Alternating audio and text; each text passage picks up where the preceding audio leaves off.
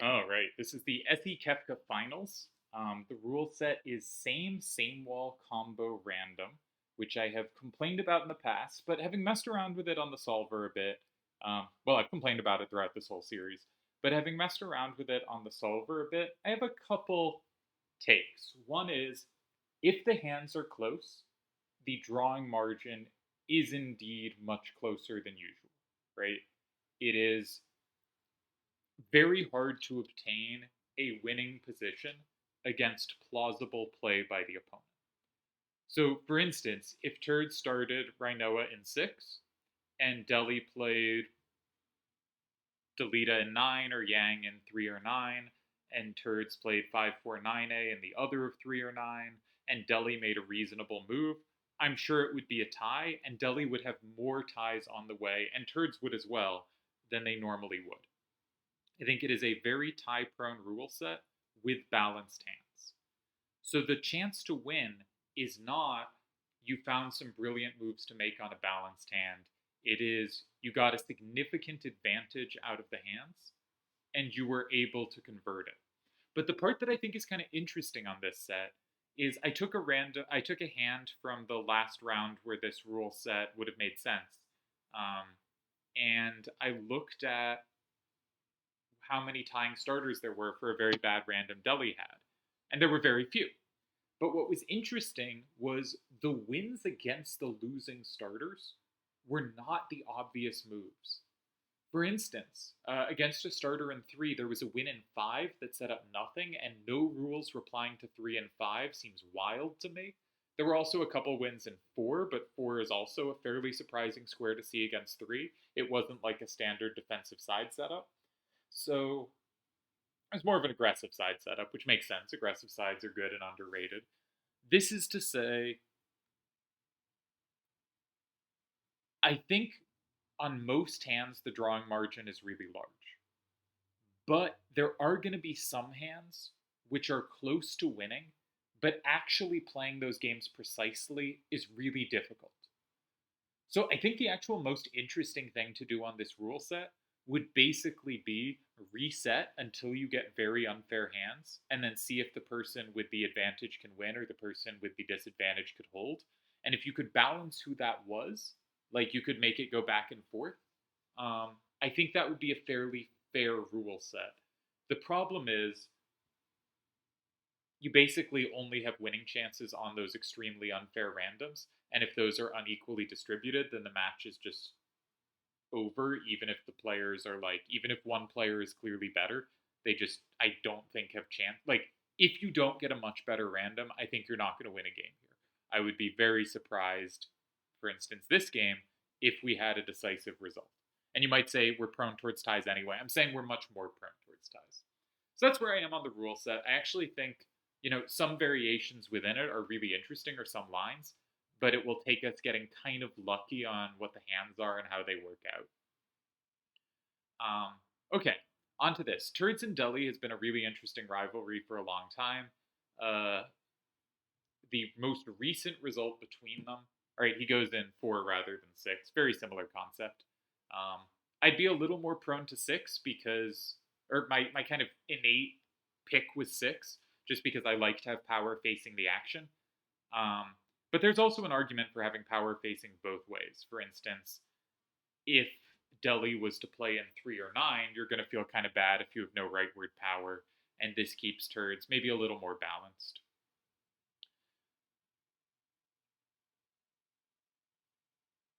But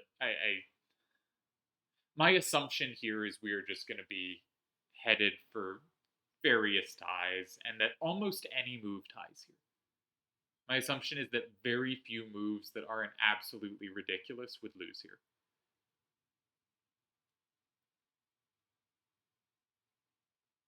Maybe that's wrong. Maybe you could play, I don't know, maybe Yuffie 8 loses, they go 7, you take the plus in 5, they go safely in 1, and you probably lose that, but like, I assume any move that's like at all safe in 1 or 7 is a tie, that most just chuck a card in 3 or 9 is a tie. Again, that's my assumption, and maybe we'll find out I am completely wrong here, which would be really exciting and cool. Again, keep in mind only same wall, no plus rules. So actually, the line I already gave is a mistake. So the important thing for them to remember is don't set up pluses because Yuffie and 8 does not work how I thought it did. Um, so don't set up pluses. There is same potential if Deli goes in 2 with Edward. So maybe Deli's correct simplest path is to go something like Yuffie in 1, Turdz goes 7, and then Edward in 2. And the nice thing about that is it plays against Turd's lack of up a bit. It makes the game upwards. It sets up a threat in 5, which is, nice to have. And you do have play. Not really. Yeah. Anyway, that seems like a reasonable path. I think Yuffie 1 followed by Edward in 2 is plausible. You could also follow it with Van in 2, Van, whatever. But you probably want to use Edward. I think most moves end up being pretty similar. I really just believe the paths to a tie are pretty balanced. All right, I have been put on various things I have to get done during this game, so I'm going to be pausing here, and we're going to come back, and we're going to look more at the later game, I guess. I'll try to make sure we catch all the moves, which shouldn't be a problem because both these players take some time, but I do need to get things done, and I don't want you to listen to me barging around the house as nothing happens.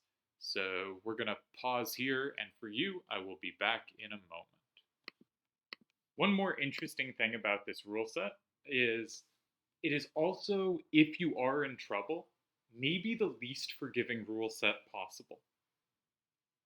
Now, it makes sense that without plus and plus wall, a bad random has less play, right? If you cannot take something immediately, you can never set up against it. Without plus and plus wall, a 6 can never take a 7. A 7 can never take an 8. If your hand is beat, you're going to lose that game. But something surprising, and I only tested one game, is in that game, against with a really bad random, it was harder to find a tie with same wall combo. There were fewer ties available, and they were more peculiar moves than any other rule set. There were way more ties with all rules on. Not a lot of ties. The hand was bad, but like 15 hands ties versus like 2 or 3.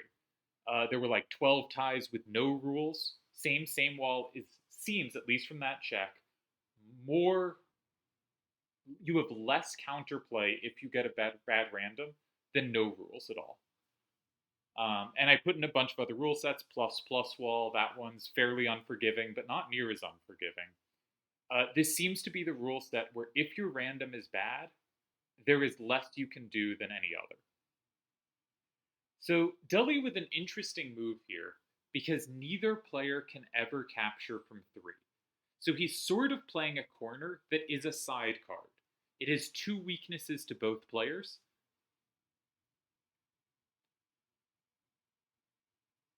But it is, of course, like a peculiar side card because it's nice when you can take things like this back. You have to worry that he has forgotten no plus wall, but I suspect that is not the case. We'll note he has a really nice card to fit in 9, which Turdz does not have. And he has multiple sames in 5, which again Turdz does not have. So Deli is essentially maximizing how many good squares he has on the board and minimizing how many good squares Turdz has on the board. He's also leaving 1 and 7 open. In general, I think Turdz is helped by leaving them open till the absolute final turn because he has any of his cards have at least a capture of Rhinoa back if needed. But leaving it open for a little amount of time can be tricky because it can force Turdz to hold on to specific cards he wants to play in those squares, and Turdz has less range of holding on to cards. First turn has last turn, but first turn also needs to use up all their cards. So putting pressure on them saying you have to keep this card in your hand can have some serious upsides. All right, I'm going to pause again, and we'll come back and see the next move. Per usual, I would say I think this is clearly headed towards a tie, but we'll see. Turdz has picked up a card with an A to the left, which means I guess he's going to play it safely in 1 or 9? My guess is 9. No, my guess is 1. Because if you play in 1, you still have a threat to go in 9. All right, he goes 9. That said, we'll disappear for a moment, and then we'll talk about it. All right, so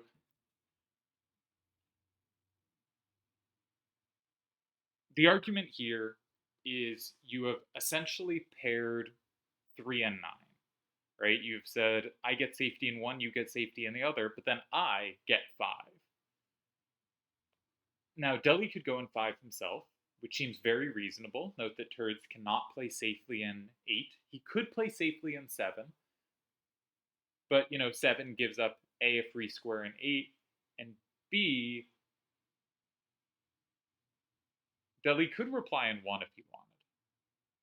Though he probably can't, because it's hard for Deli to play in 5 in a way that he can recapture from 2. So maybe Deli should consider Edward in 5. Again, like, everything in me is just screaming, everything is a tie, the move doesn't matter, but obviously if you're playing the game, you should not and cannot be thinking like that.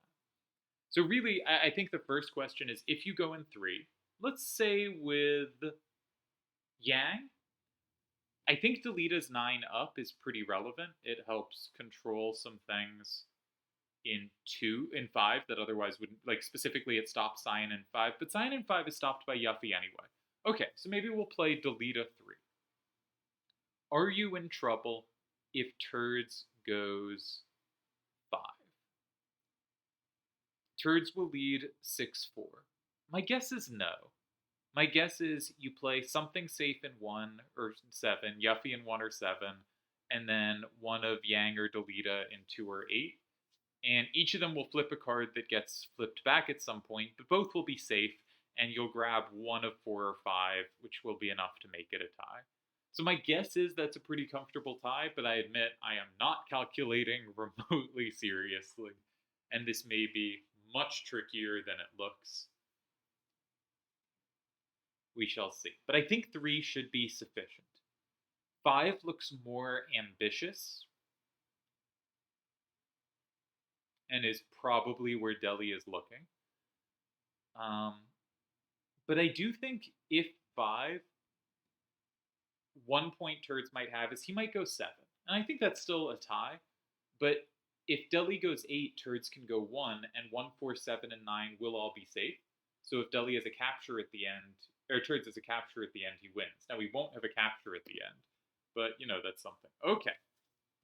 Deli, very different than the directions I was aiming. Oh, I forgot. I'm an idiot. Turdz has given up all left power. So Deli grabs safety. And I guess the obvious line here is if Turdz responds with safety in 7, that will make the game 5-5. It's currently 6-4. Then I think Deli's intent might be to take the same in 5 when he will lead 6-4. But the problem here is if Turdz then goes Cyan in 8, he makes it 5-5, and if Deli could capture something, he would win because Turdz has no left power, but Deli doesn't have a capture. His hand's a little clumsy there. So does 5A 6-7 in 7 tie? I kind of think it has to. I'm probably jumping way too quickly to everything's probably a tie, but I think if 5 doesn't beat it, then 7 is a really nice square, right? Anything in 8 you can take with Orlando, and you take enough cards you can't lose, right? You've made it 5-5, you'll go up 7-3, like you win there. If Deli goes in 2, then I guess you play Orlando in 1, and Cyan is guaranteed captures at the end, enough to... I guess you can't go Orlando, because then they do take the same in 5, and at that point... No, they're just up 6-4, so Cyan takes back, you're good. So I think 7 has to be a tie.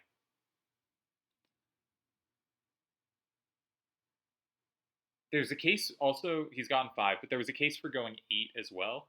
Like anything in 7, you meet with 5 with Cyan, and that's just safe facing out, and so it will be 5-5, and then you can't lose. I suspect this can't lose as well.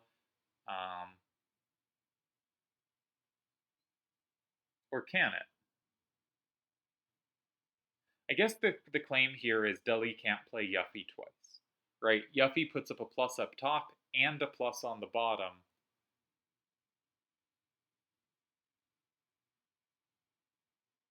Wait a second. I don't get it. What if Deli plays 7-5, 7A, and 2?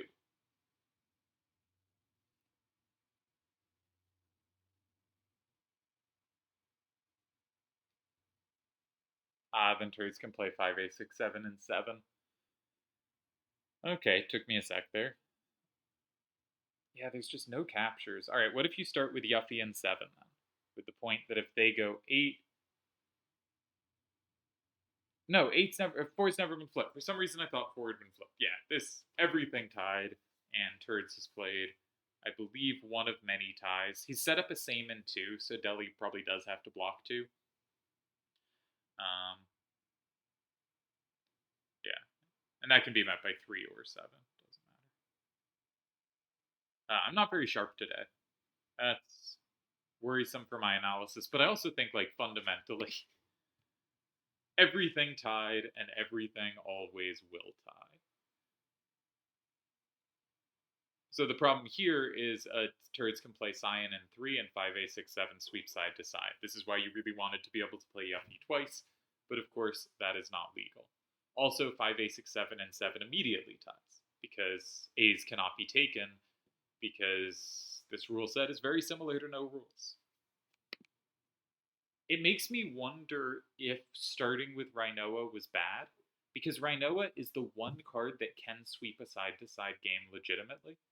So it makes me wonder, if you have Rhinoa, do you start in 4 or 6, but not like a defensive side at all, nothing to do with that, just to try to make the game side to side?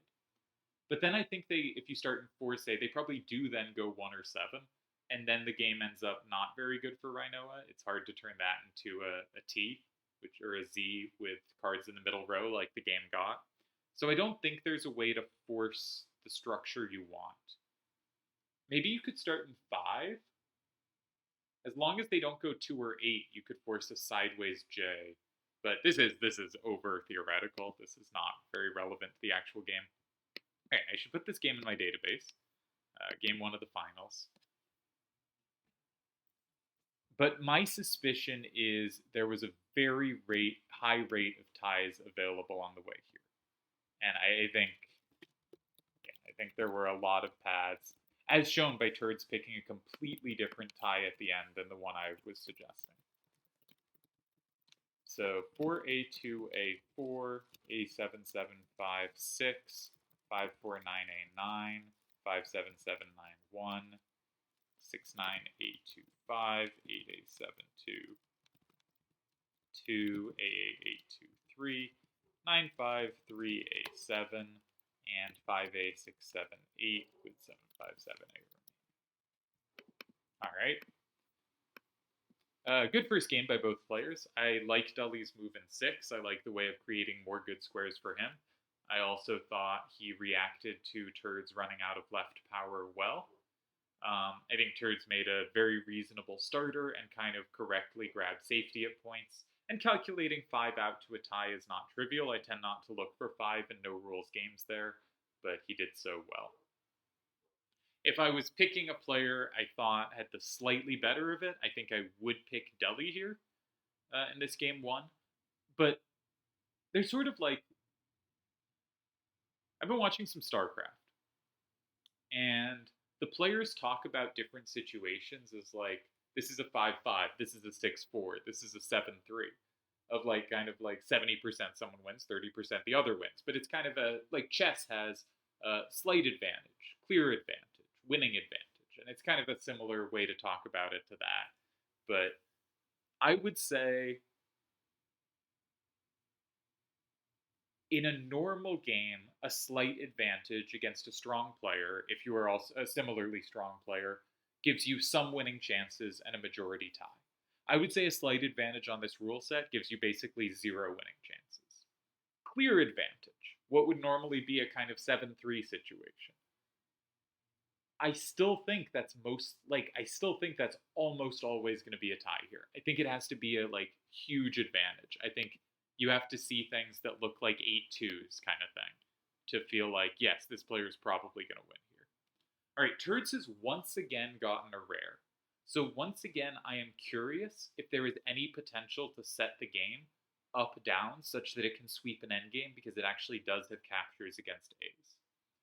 I notice Deli has an A in every direction, and Turdz only has up-down A's, so he might really benefit from an up-down game.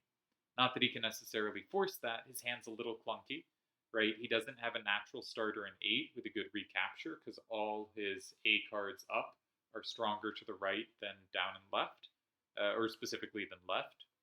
In fact, Turdz's hand is pretty bad, right? He sort of arguably has 4 corners for the same corner. So this might be one of those situations we're seeing where someone has a big enough hand advantage that there are serious winning chances here. We may be seeing it in action. If Turdz can tie this game, that is very good for Turdz. I'm not sure how problematic his hand actually is, though. One thing that's a little annoying is the natural thing to do when you have 4 cards for the same corner is chuck something random in the opposite corner, but then his other card is actually a bit unhappy. Still may be worth doing. Which card would you pick?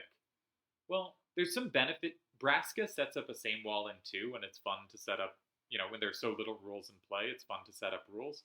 But the thing is, because there are so little rules in play, you are not combo susceptible anyway. And also, it's not like same walling Braska will flip anything extra. There are no possible cards except 2-7-A8 that could ever be weak to Braska's 3, and you'd have to play that and have them flipped Braska, which is you'd have to have played in 6, and they'd have to have flipped Braska when 2 is left open, which is impossible, right? The only way they can flip Braska with 2 not left open, I guess they could have comboed through 6, but that seems very hard to do as well. That is actually, I think, impossible, because they do not have a same wall, and they have no potential sames on that card in 6, and also comboing through that card in 6 couldn't flip the card in 3. Yeah, this is obviously impossible. There is no situation, I think, where having that same wall is actually relevant. So natural, closed play teaches you, especially, play the cards you can lock in, but here the lock-in is meaningless. So does it matter having a 3 or 2 left? I don't think so. So I'd probably get rid of Meliaduel. I'd probably say Cyan is the better card if I wanted to start in 3. And I'd say Braska's 9 is actually useful. They only have 1 card that can take it, while they have 2 cards that can take an 8. So my instinct is Meliaduel in 3. Yes, that gives Deli a same wall in 6, but again, I do not think that same wall can possibly matter, and we do in fact see Meliaduel in 3.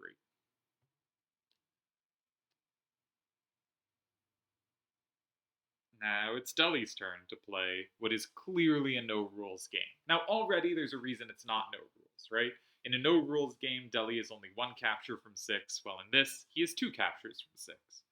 But again, worth noting, there is 0 potential this combos any extra cards, so the combo part is not relevant, and combo is a big part of why rules are so effective. Where would I go if I was Deli?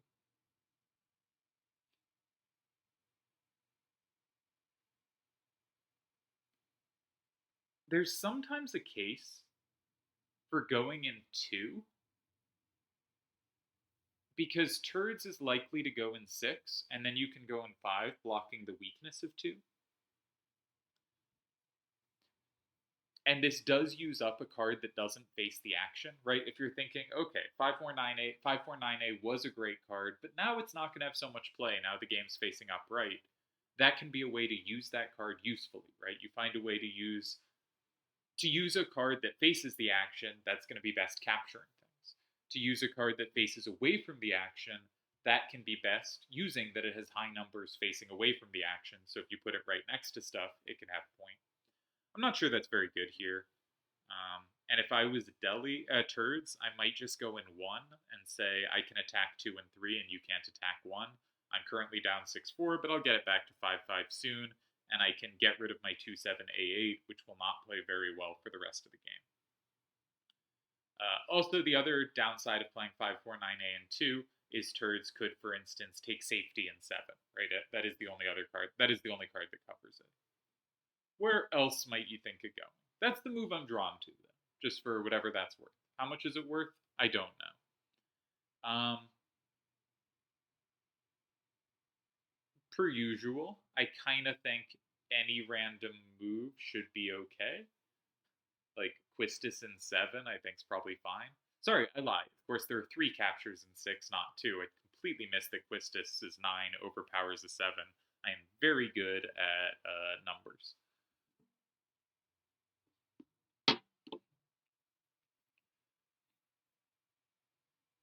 Yeah. I don't know. As a viewer, it's kind of easy for me to say, like, play a random move and it's fine.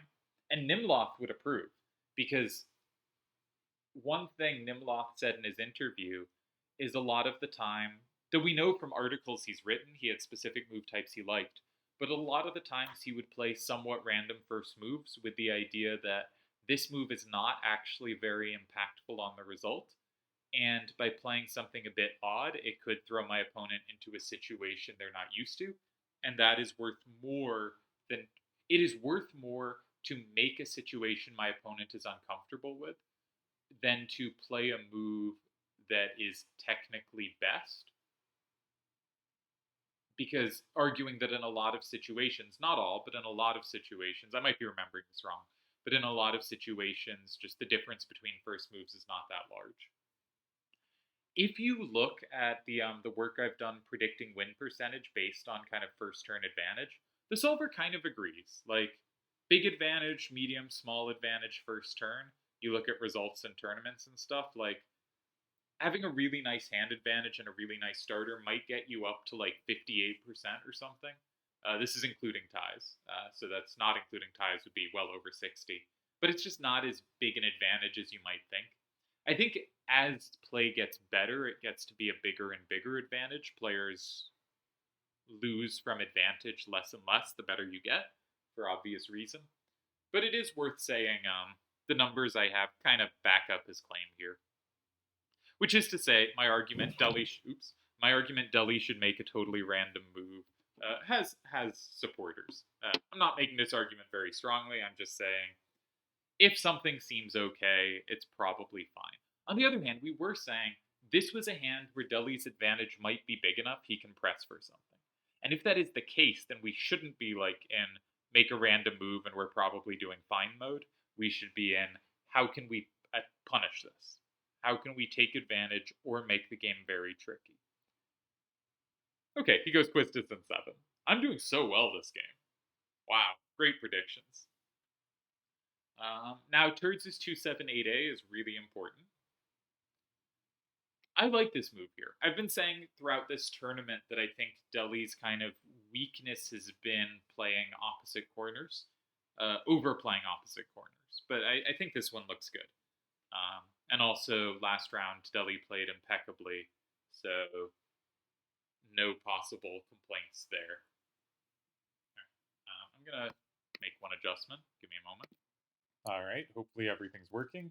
If my sound level changed, I guess that makes sense from my end. I moved where my computer was. And let's... Yeah, I don't have too much to say here. I think from general perspective, right, you probably don't want to go 2 or 6. It gives Deli an easy lock-in. You probably don't want to go 4 or 8. It gives Deli an easy lock-in. So the natural thing to do is pick some card other than 2-7-A8 and find a square to put it in 1, 5, or 9. But you don't really have a natural way to do that because your recaptures are really limited. And so maybe this is serious pressure. Maybe this was the way. I was going to say, when you have a big advantage and think you can push, you usually want to find something in one of a few squares. You either have a big setup in 5, that won't be the case on this rule set, or you have some way to directly pressure it in 1, 2, 6, or 9. Or they have directional issues, and whatever corner takes advantage of them is best. And the corner that takes advantage of them best is 7, but also Turd's repeated A's up mean it's really hard for him to play something in 1 or 9 that he has recaptures and his weakness to the left. He basically can't. There is no card he can play in 1 or 9 that he has recaptures in both squares except 2-7-A8, a card he is very reluctant to let go of because it is his best card against Quistis. So that leads you in another direction. That leads you to, I have to start getting rid of squares that are bad for me. And how could you do that? Well, if 549A was Delial's only recapture in 8, I would strongly consider taking in 4, forcing 549A into 8, and then playing Braska safely in 9. As is, though, this looks quite tricky, and I am not entirely sure what I would play. One thing that comes to mind is Braska in 4.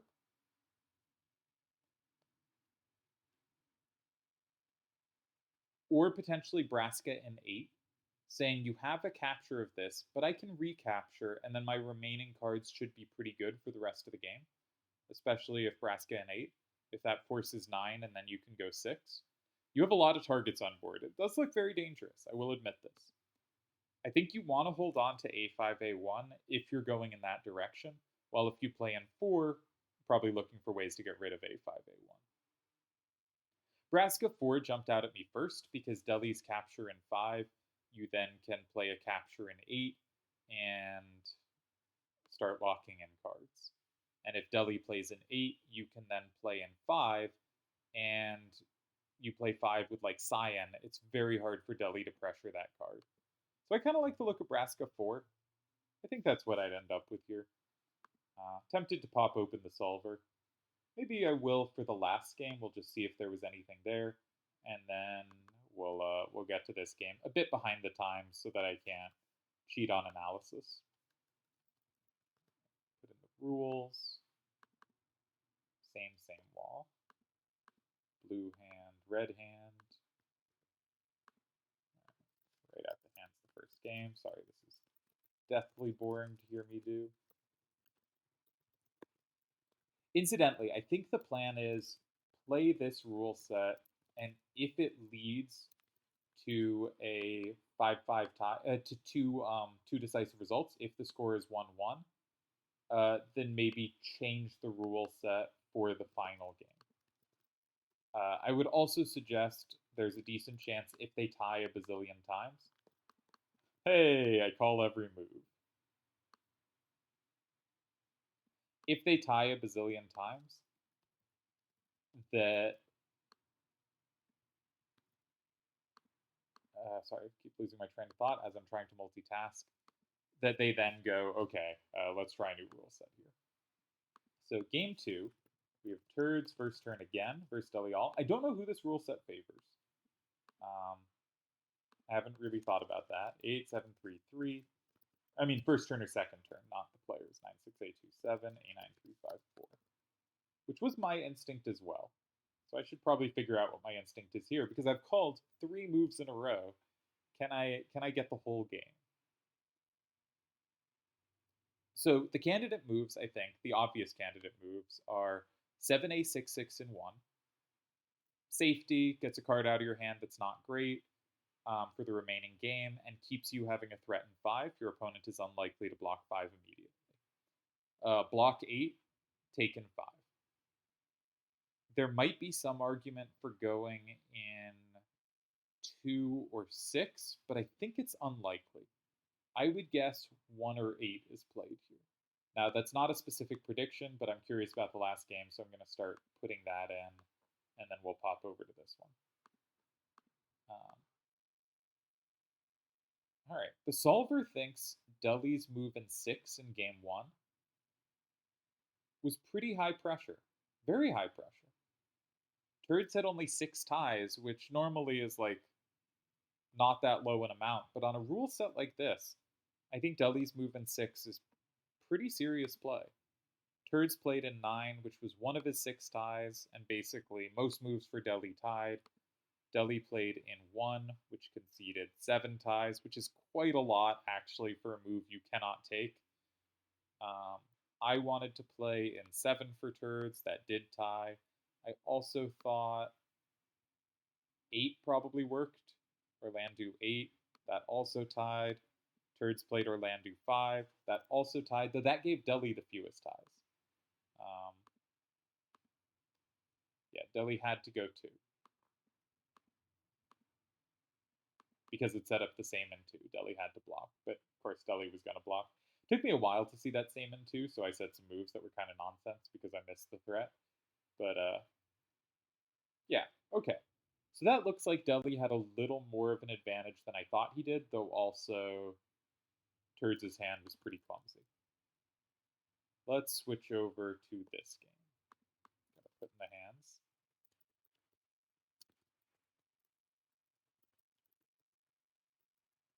I'm going to officially predict. I haven't really been looking at the position, but just in case Deli moves, just to make sure I have a prediction in, I'm going to predict 7A, 6, 6, and 1, but I think my streak will be broken.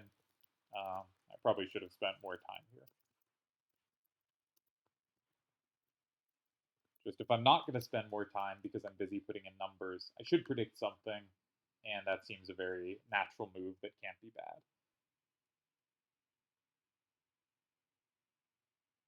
Now, Deli certainly may find something better. But, ooh, I put the hands in for the wrong players.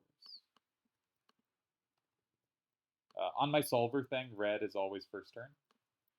And I put in the second turn hand for red, and the first turn hand for blue, which will not work. Alright. Deli has picked up a different card. Not the card I predicted. Alright, so Turdz started in 3. Turdz with a difficult hand here. But again, one of those hands that I think is more a 7-3 than an 8-2, and a 7-3 is very likely a tie.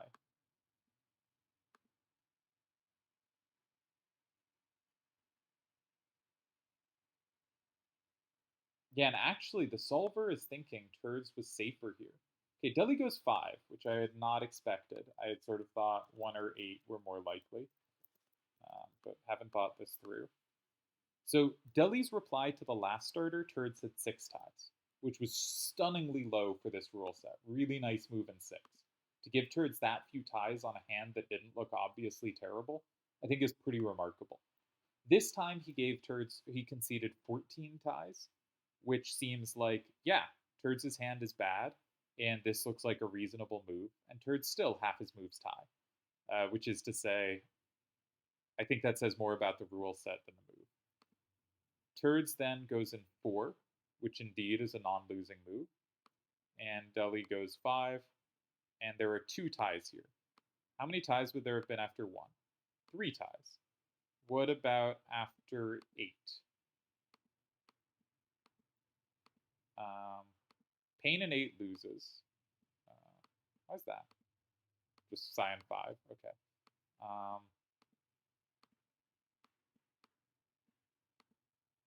So 5-4-9A in either 2 or 8 only concedes 2 ties.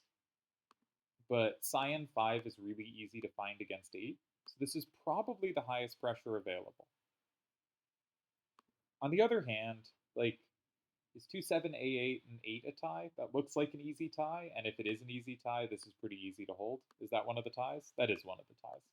So again, I feel like this hand was, like, out of the hands clear advantage Deli, and even with a very reasonable starter reply, like the one I thought was probably a good choice. So if both Deli and I would choose the same move, that's usually a sign it's not a bad move. Even in that case, like, no actual pressure. Though Turdz' time did run down, so I think he felt under pressure, which I think is to say it felt like a 7-3 situation. And in a 7-3 situation, it can be really hard to find a move. But the thing is, any of the moves Turdz was going to play, I suspect were in fact ties. So it's one of those situations that feels kind of scary and terrifying. But my guess is, and again, maybe I'm way overplaying this, my guess is all relatively safe. Solver thinks a quarter of Delhi's possible moves against Turdz' starter lost, which suggests, given Turdz' hand kind of sucked, pretty good starter. Pretty good starter. Like the normal rate of losing moves against a starter in a normal game with all rules is about a third. So that's like pretty close to a normal starter on a really drawish rule set with a terrible, terrible hand. That's actually a very good sign for the move. Again, I would evaluate this game much like the first game as advantage Delhi, possibly bigger advantage Delhi, but possibly not. But just so firmly within the tie range. The thing that's about Triple Triad, and something that's kind of remarkable about it, is like in a chess game, right? Magnus Carlsen or whatever great, Gary Kasparov, Bobby Fischer, whoever you want, is not better than me because they can make the first five moves better. It's very easy. I mean, chess is a game where you have the same starting positions, but it just doesn't take that much work to be perfect for five moves. And so, like, the reason they're better than me is not because they're better in the first five moves. Though some would say my opening choices are suspicious, so maybe they are. But like, I could play different openings; it wouldn't be hard. Um, there's some difference in the first 10, and by the first 15 or first 20, there are huge differences, and those keep adding up over the game, right? It's a game that keeps going. Turdz has indeed picked up 2-7 A8. We will be seeing it land in 8 shortly. I don't think it should go in 6, though that is also technically safe. That feels very dangerous to me. Delhi will have safety in both 2 and 8. I think you don't go 6. I think you go 8. He does go 8. And but the point is, an advantage builds over time. And if they're a little better than me for 2 or 3 turns in a row, or 2 or 3 turns, that's enough to get an advantage, but it's probably not enough to be decisive unless it's a really complicated swingy position. But they can outplay me for 20 moves in a row, and I'm very unlikely to survive, 20 moves past the opening without just getting crushed because every move they're outplaying me, they're so much stronger than me. Now, a triple triad game is like the eighth and ninth moves, and even like move seven, say, are, let's say, any top player is just getting right. And you might argue they should get right from move six, and you might argue we should get it right from move five, but like, let's say there's 6 moves of game, 3 moves by each player. Once you get to a pretty high level, not even necessarily the top level, like there's 6 moves of game, 3 moves by each player. And yet those 3 moves are complex enough and there is enough going on in a game of triple triad that you can have incredibly good players with hand advantages lose games because the other person's 3 moves were so much better than their 3 moves. And that people can do that this game with so few moves has that much room to maneuver, I think is remarkable. Now you might point to like a poker hand, right? In a say Texas Hold'em hand, you have the pre-flop bet, the post-flop bet, turn bet, river bet. But there can be more actions per turn than just you betting if they bet back. And also like a poker game, a single poker hand is not the same as a full poker game. A poker game is, usually hundreds of samples of this. So, but triple triad game, and who wins a given poker hand is not very indicative of anything. Obviously, it's a tiny sample. But who wins a triple triad game is pretty meaningful. And yet it's very few moves. And it's hard to think of another game which is as strategically and tactically fascinating and complex and has so few moves to get there. You think of the popular card games. I mean, I don't know much about some of these, but like Magic or Pokemon or Yu-Gi-Oh or whatever, just much longer games. I know some of those the power creep is so strong that it becomes like all turn one wins, and so maybe that does become comparable. So I might be wrong here, but in general, I think those games are significantly longer with significantly more decisions to make. I cannot think of a game like the most complex games, Go, chess, just have so many more decisions per game. And in many ways, Triple Triad is a comparably complex game, and yet the swings have to happen for results to happen in such little time. And so you need it to be if you could only win if you had enormous advantages. Like, imagine triple triad, but 6-4 or 4-6 is still a tie. You need to win 7-3 to win. It would be incredibly hard to beat anyone good, right? You need to be so lucky, right? Because they'd minimize situations where there are a ton of combos on board and you could force 7-3 wins. They'd aim for 6-4 losses when in trouble, which now wouldn't be losses, right? Imagine trying to beat Delhi if you had to win 7-3 to get a win. You never would. In reality, you sometimes do get 7-3s because, they'll be like, do I want to lose 6-4 or 7-3 this game? I guess I'll lose 7-3, or that's the prettier loss, or whatever, right?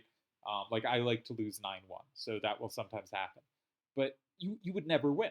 Like, Delhi's never going to lose 7-3 if you tell him a 6-4 is the tie in open. It's just never going to happen. And so Triple Triad would stop being a good game if the range of tie was widened. And that's effectively why I don't like this rule set and why I don't like rule sets without both plus and plus wall in general. Is the range of tie is wide enough that the game isn't long enough for skill advantages or outplaying your opponent by significant margins to add up to much. Now, especially with random in play, if skill advantage cannot add up to a win without huge, huge help, then it's just determined by who gets the really lucky randoms. I think Turdz should be commended for this game. While Delhi has had an advantage in both games, and I really like Delhi's move in 6 in the first game. I think that was a very strong move that he found real pressure despite not really having a hand advantage, I think is remarkable. But at the same time, and I think Turdz should be really commended for this game. I think they've each had a game where they did something really neat. But it's just really hard for skill to matter that much, right? And that's why I don't like the rule set. Now I should probably stop complaining about it. I do think these games have been interesting, just not great from the perspective of trying to find a tournament champion. Like, they're playing interesting games. And I think there have been some interesting moves. And I think they've shown interesting things. And, like, the kind of put a card in 3 when all your stuff faces there is very useful to think about and to know. Like, this might be one of the more, like, educational games ever played. And picking which card to put in 3 is, again, an interesting decision. There's lots of interesting stuff going on. It's not that the games are bad, it's that it's bad for having an eventual result that isn't random. On the other hand, these games have been good so far. This has been fun to watch. I'm probably going to start dividing up into multiple videos as we tie 4,000 times in a row. Again, I'm making an assumption there, but it seems somewhat safe.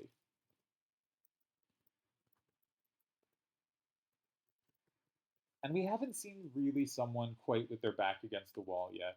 And I do think it will be very interesting to see what happens if someone gets an incredible advantage off the random. This was pretty big, but not near as big as the ones I mean. I mean stuff where, like, you immediately have a card or two safe. A recent chat tournament I played against Delhi, and, like, not the most recent time we played in a chat tournament, but the second most recent time. And I won, but I won because, like, I had like 3 safe cards against his hand. There was absolutely nothing for him to do. And it was just like, oh, this is just lost from the start. What are you going to do? It's one of the only times I've seen Delhi move in 60 seconds because he saw a trap and he just went for it. Because if I quick play in response, he has a chance to tie. And if I don't, what's the point? This is just so lost.